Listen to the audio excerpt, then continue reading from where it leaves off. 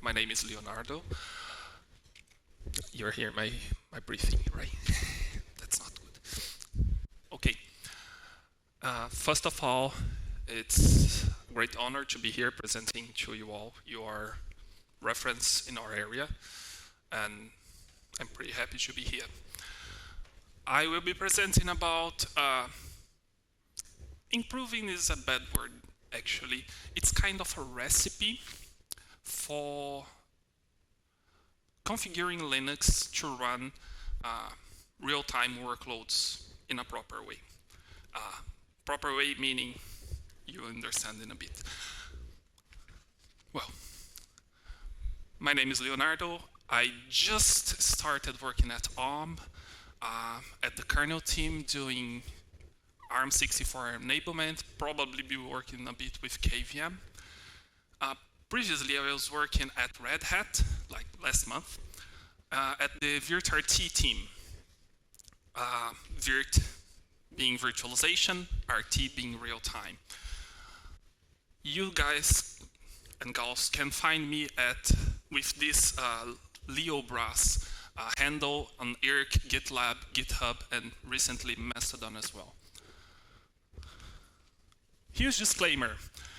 This presentation is based on the work that I developed, or the experience that I acquired during my employment at Red Hat as a member of the VirtRT team, and not anything in this work was done in my capacity as an ARM employee.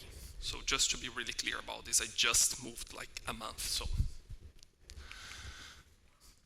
Okay. How does this play?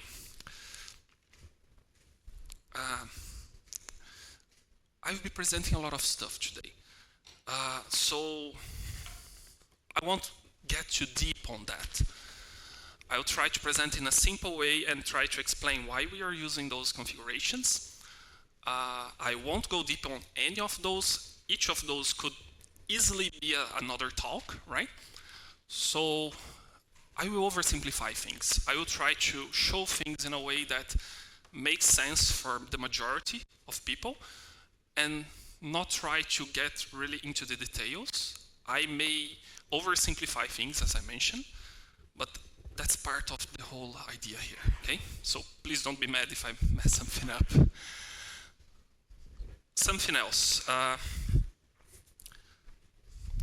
Some of those concepts are kind of hard, at least it was hard for me to properly understand them.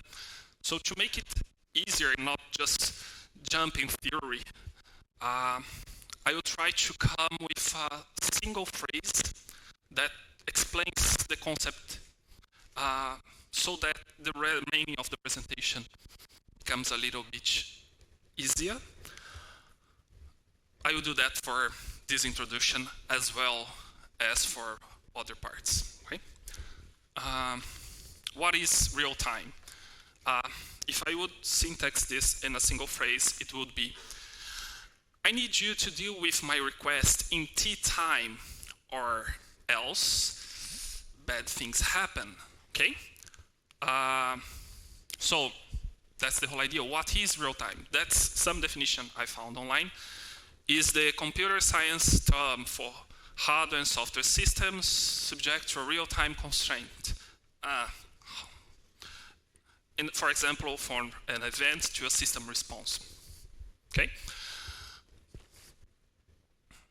Real-time programs must guarantee response within specified time constraints, often referred as deadlines. Right, doesn't explain, at least for me it's not that good. So I came with this simple graph here. The whole idea is you have an event, right? And you have a response. The time between you receiving this event or request and giving the result or the response back to the solicitor, right? The requesting part. This time difference is called response time.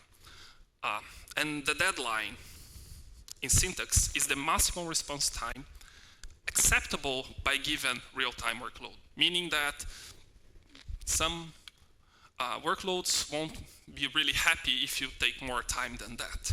More on that later. why real-time matters. Missing a deadline can have bad consequences. That's why people work so hard to make Linux real-time a reality. Hard real-time systems, missing a deadline can mean total system failure. A lot of bad things happening.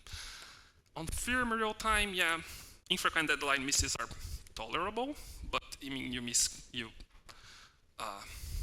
don't have the results. I mean your quality, just the usefulness of your system just tends to zero, but that's not a big of issue.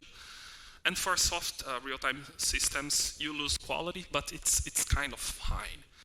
Examples, the hard real-time systems, medical systems. Yeah, you have a pacemaker. You don't want it to stop beating so it is running some kernel API, right? You need it to be really quick to something. If you have a robot surgeon, right? Imagine that it's going with this little knife, and then it's, yeah, exactly. It can't wait. It could cut something that's not really nice to be cutting. Soft real-time, easier. You have video systems, video games. Yeah, you are in a meeting. Sometimes you need that packet to be received so you can continue talking. I mean, it can't take too long, right? But if you miss some packets, yeah, you just ask the person to repeat it. That's not a big issue.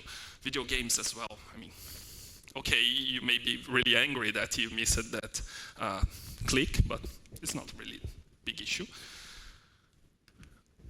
In general, I mean, please, not competitive gaming.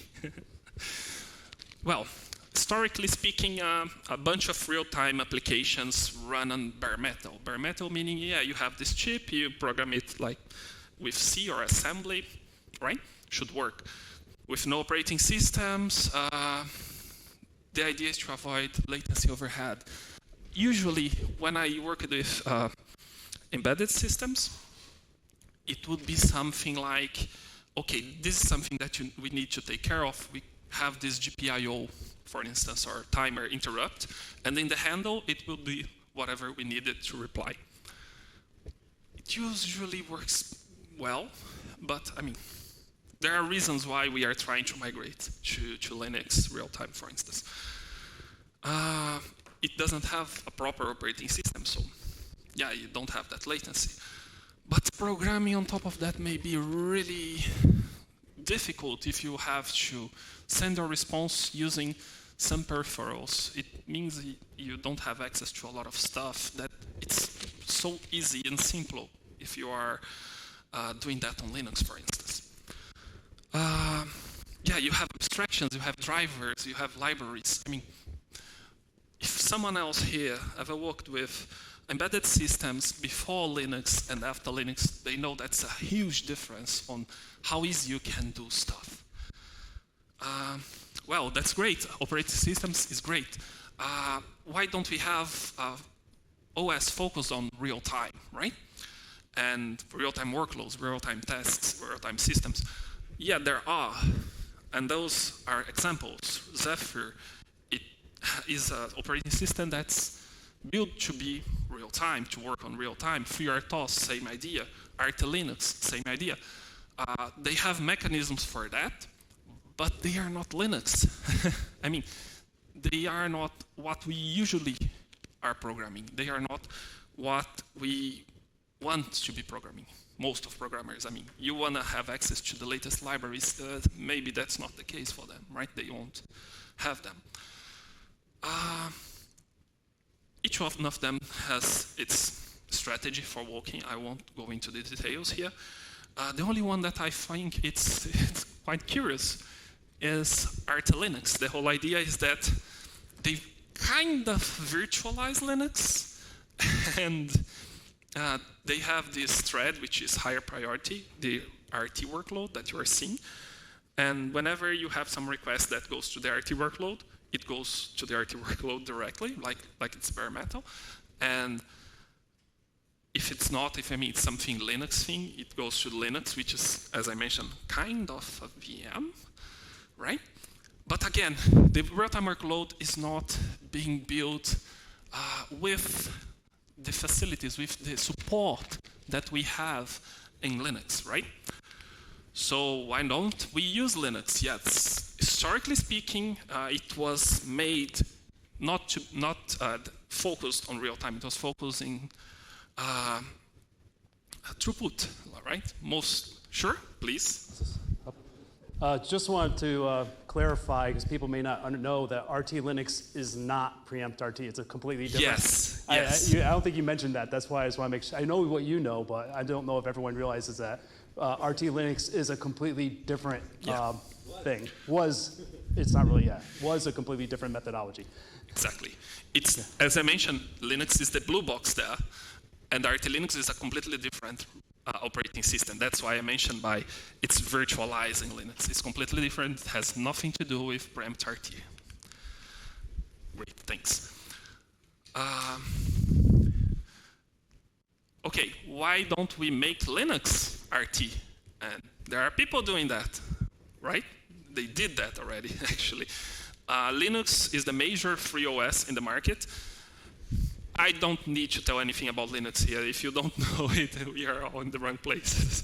But I mean, historically, performance-oriented schedulers focus on throughput, right? Focus on productivity. No deterministic behavior. I mean, any workload can be interrupted by the kernel. So, I mean, you don't have much control at this point before preempt RT. Okay, just to make clear. Why don't we turn Linux on a real-time OS? Because, I mean, everything that Linux has to offer to programmers, right?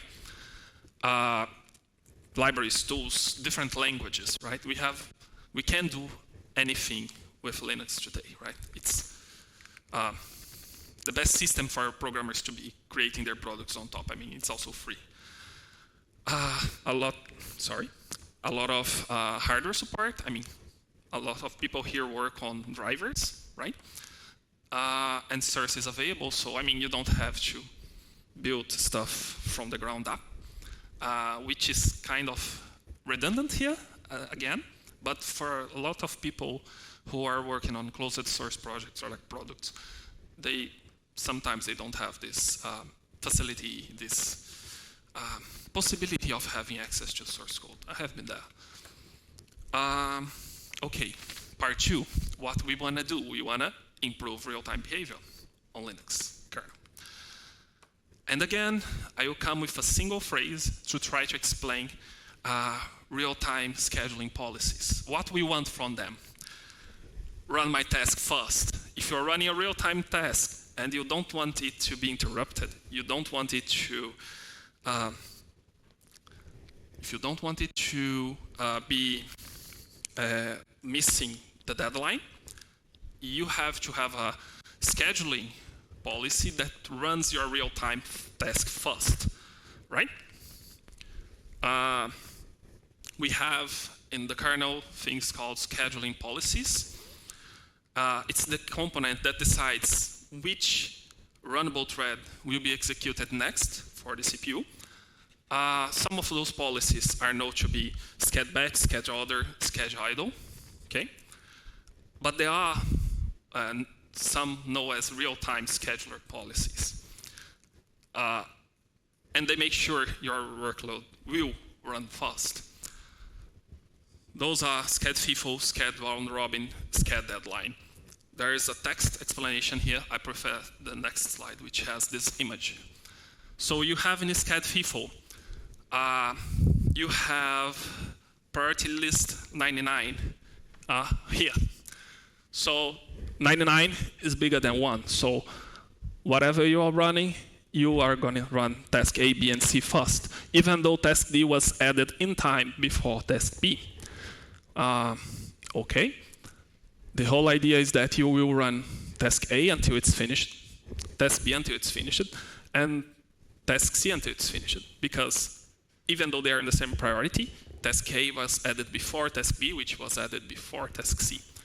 And then the same idea for priority 1. The only idea here is to show you how sched FIFO works. Sched round robin, kind of the same idea, but instead of running until it finishes, it will run for a given time. And then we'll switch to the next test, which in case is test B, and then task C. And then we'll come back to task A, run for a given time, until they are all finished.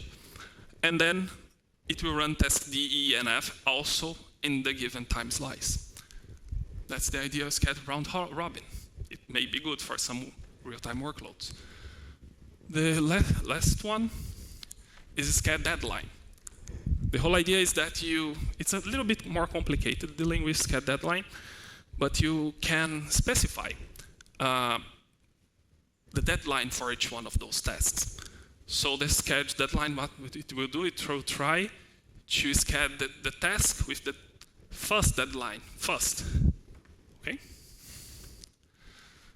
So the idea here, it will try to prioritize the test based on how early you need it to be done. Okay? Right. Another one of those single phrases, preempt RT. What does preempt RT does? That is interesting for running real-time tasks in a way that's really simplified. Stop the kernel, run my task. Why? It makes the kernel preemptable. So you can stop the kernel to run something that's higher priority, such as a real-time task. It's a kernel option, added in mainline last year, if I recall correctly, right? It turns your kernel in a real-time kernel. When I say preemption here, involuntary preemption, meaning that other tasks may stop your task, okay? Or the kernel, in this case. Interrupting a task in order to execute a higher priority task. Allow interruptions of the kernel code by the user space code. User space interrupting kernel. What does it change? That's really, really simplifying this, but it replaces locking primitives, such as ping locks, read-write locks, in a way that the insides of those primitives, like the protected area, is preemptable. Okay.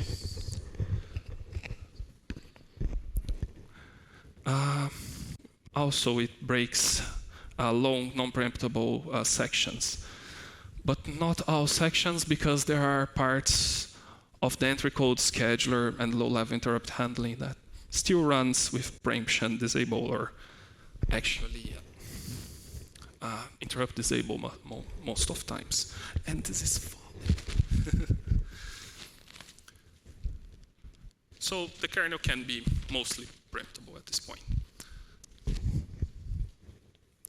How this happens with real-time workloads can be interrupted. If the task has higher priority than kernel, it gets the CPU earlier, which means that you're not going to be missing the deadline. That's also a really simplifying picture that I try to show the difference here. The red part is terrible to read in this screen, but that's the real-time request, right? And that's processing the real-time request. And then here is kernel code, because you are running kernel code for some reason, whatever you are running in kernel, and then you receive this IRQ from the real-time request. Then you switch back, we'll do your kernel code, and then the scheduler kicks in, user code gets run. Let's say that you are dealing with this real-time task user space, right? Let's also assume this. When you have preempt RT, what happens is that the scheduler will quick first. I mean, it can interrupt kernel code, the scheduler will run, and then user code will run, meaning that this green slice here of kernel code that's now there, it won't be run before your real-time workload. So you save this time, which can be really important for your real-time workload. Okay, next feature that's really interesting for real-time is CPU isolation. CPU isolation, in one phrase, it's don't run stuff on those CPUs unless I tell you to. I mean, what's the whole idea here? It's a boot parameter. You pass a CPU list for it. The SMP load balancer will exclude those CPUs like they didn't exist for the scheduler, meaning that Linux, the scheduler for Linux, is trying to not schedule stuff on those CPUs. Okay? Why is this important? What does it change? If it does not schedule stuff on those isolated CPUs, nothing will run there unless you manually put something to run there. Meaning that whatever you put to run there will run mostly uninterrupted, right? A minute.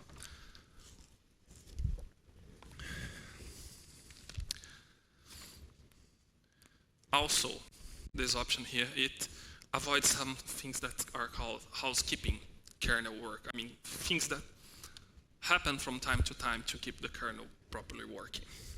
So you don't have as much workload interruption for your real-time workload, which is great because you need lower latency for your replies. Okay, again, if you just have a single CPU on your workload, you don't have multiple, if you have just a workload on your CPU, you don't have other tasks competing for that, right? So, yeah, you have more CPU time, which is great for your real-time workload at this point. That's also a picture of how that works. That's without ISO CPUs. As you can see, CPU 1, 2, 3, and 0, 1, 2, and 3, they are running tasks, right? The green tasks are tasks that the scheduler put there. You can pin a task on CPU 3. It's fine. But other tasks will run there as well. And with ISO CPUs 1 and 3, what you have is that the scheduler will not put anything on CPUs 1 and 3 because you asked it, right? And whenever you put your task, it's alone on the CPU. I mean, you can put multiple tasks there, but that's your choice, not the CPUs. No hats full is another option, which I will also overly simplify here. If my task is alone in the CPU, please don't run the scheduler, right? And why do we want that?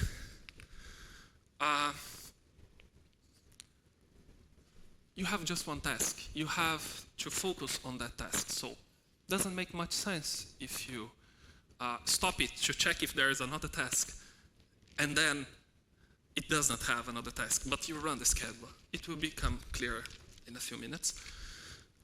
No hearts full is a boot parameter as well. It will take those CPU lists and turn off the tick, dynamically turn off the tick for those CPUs.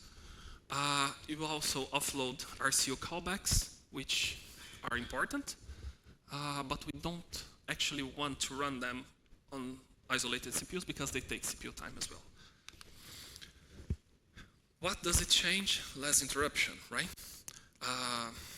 No RCU callbacks, so you have more CPU time for your real-time workload that is not really good at being interrupted. Here I'll try to exemplify that a little bit. User code scheduler. From time to time you have the tick. It will interrupt your user code to run the requests, to run the scheduler. And let's say that you just received the real-time request there, and this is processing the request. You may just receive this request when you just move to scheduler, and it will take the scheduling time before processing in user space your request. So, yeah, it's time. We don't want to get that much interruption sometimes. So we turn on no heads full, and what happens is that you don't, if you just have a single task there, it's not interrupting your task to check if there is another task. That's all great. That's all fun. A lot of concepts that seem perfect, right? And then we get numbers.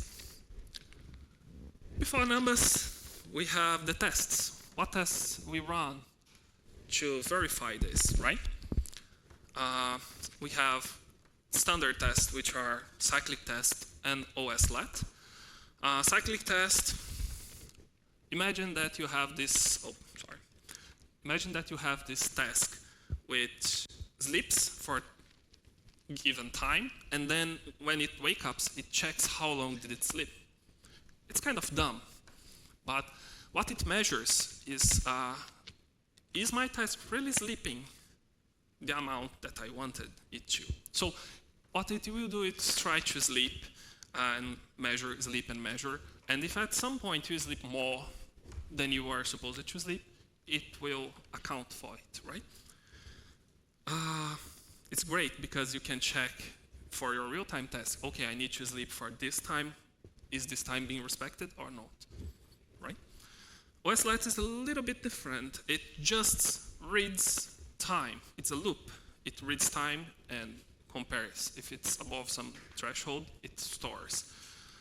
The whole idea is that whenever your task gets interrupted by something else, the kernel, other tasks, whatever, this workload will lose its CPU time. How long it will lose its CPU time for? That's what we are trying to measure, right? That's why it's kind of silly, but it makes a lot of sense. And we also use stress-ng, which is not actually a test, but we use that to stress the CPU that's running the real-time workload and the CPUs around it, because I mean maybe they are sharing some kind of resources such as cache or such as ALUs or something like that. Numbers. Cyclic test. This test is 20 CPUs.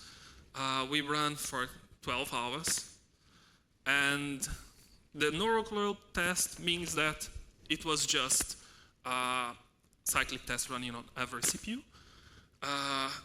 and we get the maximum time for each of those CPUs. What we see is an average of 4 something, and the higher one, the CPU with the highest latency measured, is 8 microseconds, which is pretty nice.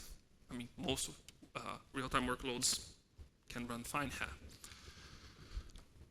Workload in other CPU, meaning that we have one CPU running cyclic test and another CPU running actually stress-ng, just to make sure that there are no shared resources between those CPUs, or even heat. I mean, maybe the neighbor CPU is heating, so it throttles your CPU for some reason.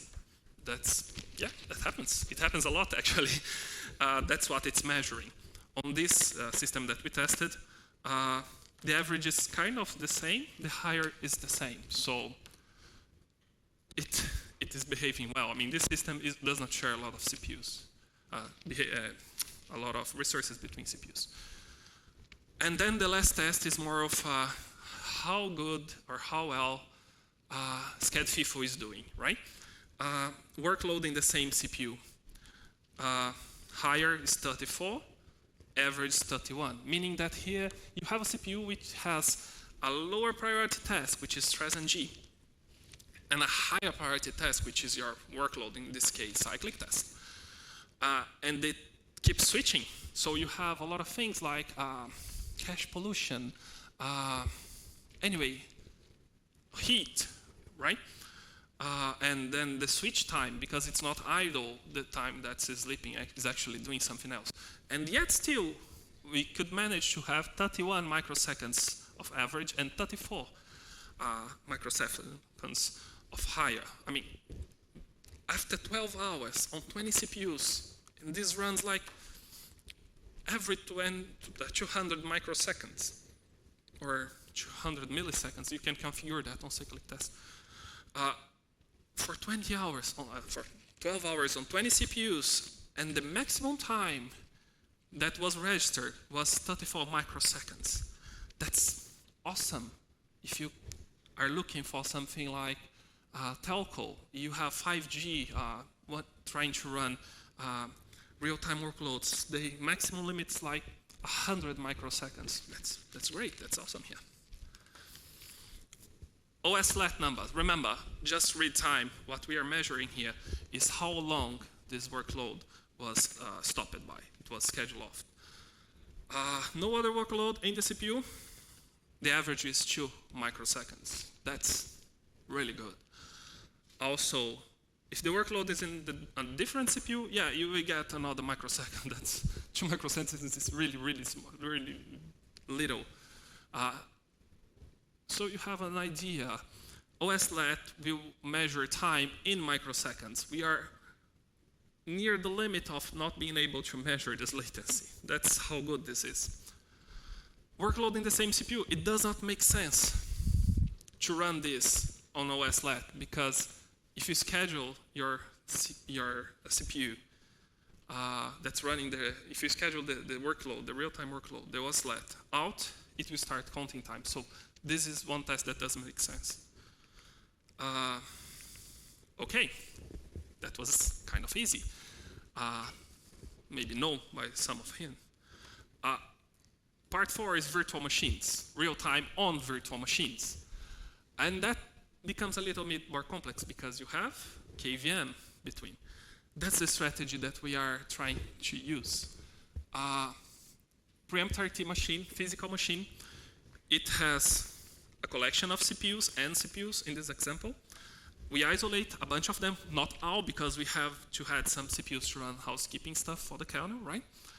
We isolate those, and we get those isolated cores to KVM so it can run virtual machines on those isolated codes. What we have on isolated cores? On isolated cores, we don't have anything else running, which is great.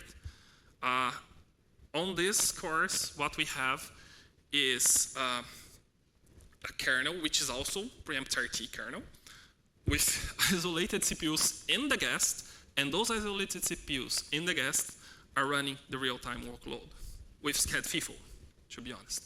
Also, KVM is running on SCAD FIFO with a higher priority. That's the setup. We basically pick it up, the setup for the host workload, and then we mirror that up for the guest as well, right? Why do we are doing this? I mean, it is bound to be latency, right? But I mean, the same motivations that we have for having VMs in general, we can have for real-time VMs as well. We can have, instead of multiple systems, we can have a bigger system that's have a bunch of VMs. I mean, instead of having smaller 1 CPU cores, you can have like 20 CPU cores and use each of those cores to run real-time tasks individually. I mean, some client or something could be running this, right?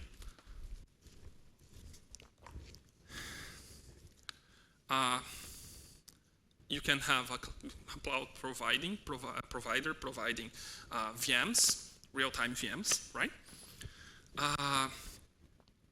It's also easier to move workloads, but this has an observation here. You can't move real-time workload. Thanks. We can't move a real-time workload if it's running and it needs to be replying in real time, because, well, migrating takes time. So yeah, we have to disable, but we can move it. And it's an important feature for cloud providers, for instance. Yeah, they can offer VMs and they can worry about specs. And if you are a developer that you need some real-time service, you can just rent some real-time VM and you're good to go. You don't have to worry about having specifications, working with hardware, trying to come with proper hardware. For that, you can just rent vCPU time from a provider or something like that. Drawbacks, of course, there is a price to be paid for real-time virtualization, overhead, which means, in this case, latency. Yeah, you have guest exit and guest entry. They take time if you are moving. Even though you are an isolated CPU, this vCPU is pinned to this real CPU. Sometimes the guest exits and re-entry, and yeah, this is accounted here. You may have preemption on both kernel guest and kernel host. So yeah, you deal with sometimes the alignment of those preemptions. You can have some bigger latency. Also, housekeeping tasks will run on both guest and host. Also, if you are thinking about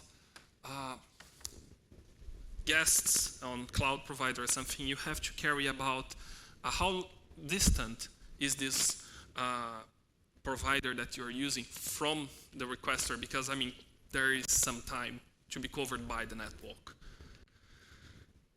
But, well, that all being said, numbers. Same idea, OS let run for 16 CPUs on 12 hours. Stress on the non-isolated cores on host and guest.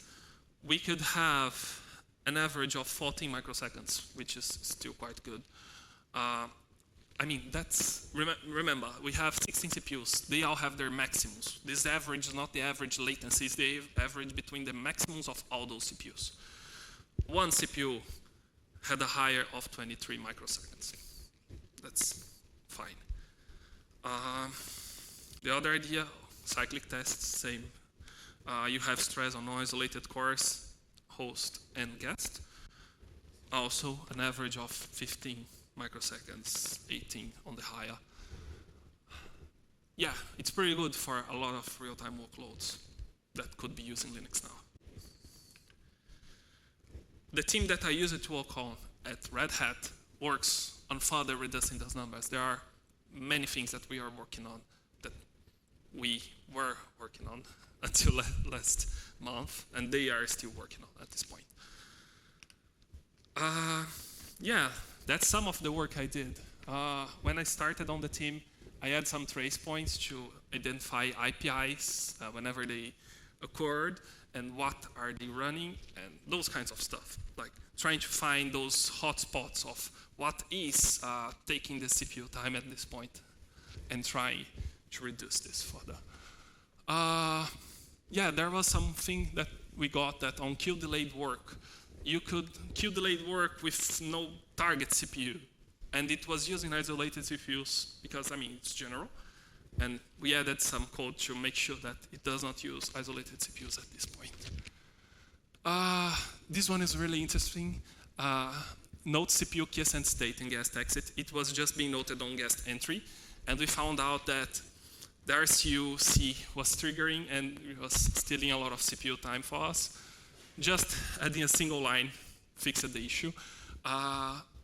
Also, we convinced Paul McKinney to add this RCU patience, which works great as well because there are some arrays that could happen. You just exit guest and someone requested a key ascent state, and you just, because of that, you lose some microseconds. And we are working on something that should change local lock behavior if the user decides so. That's supposed to avoid having IPIs. And that's it, a lot of stuff. Sorry, I try to simplify that as much as possible, but sometimes I can't. Thank you, everybody.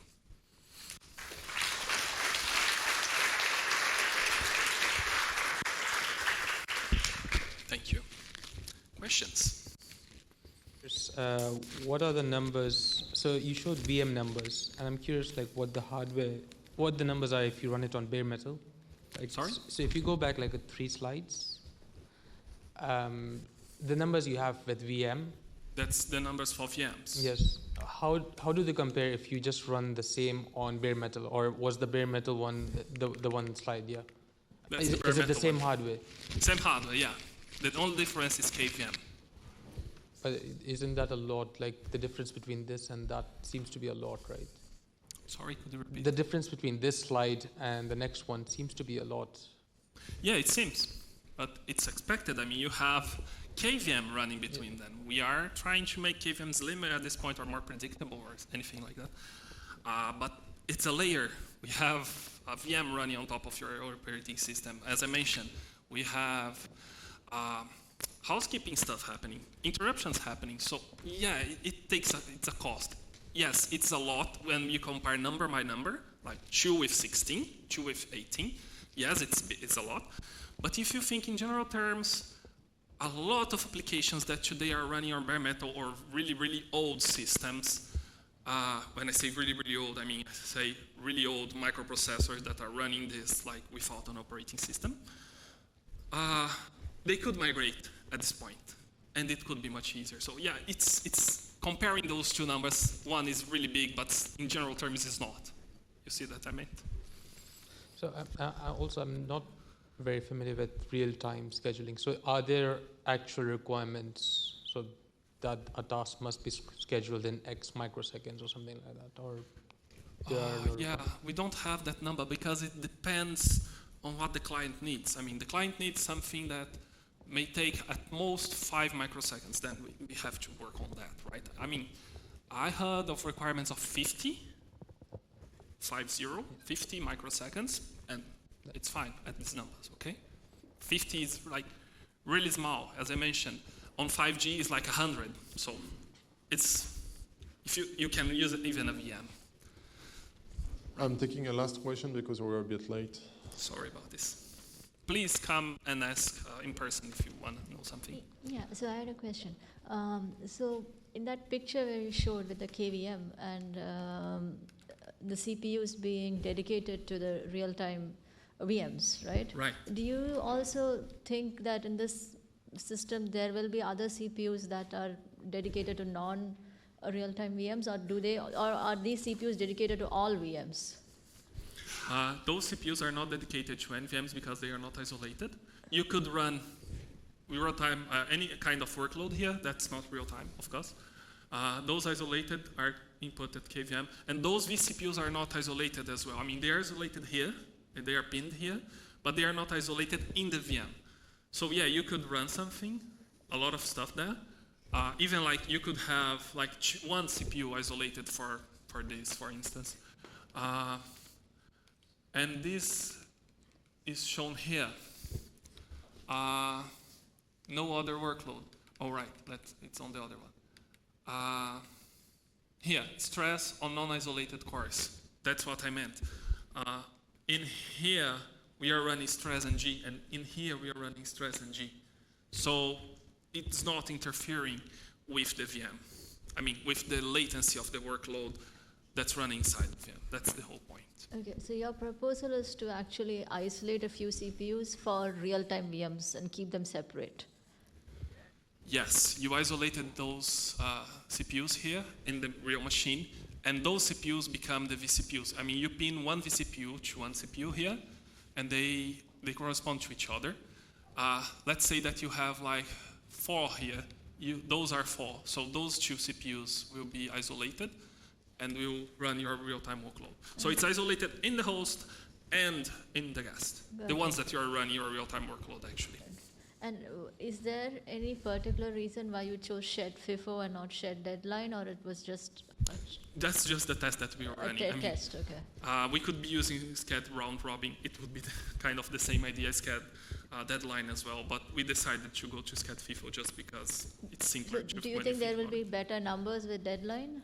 Sorry? Or do you think the numbers will be better with a different policy?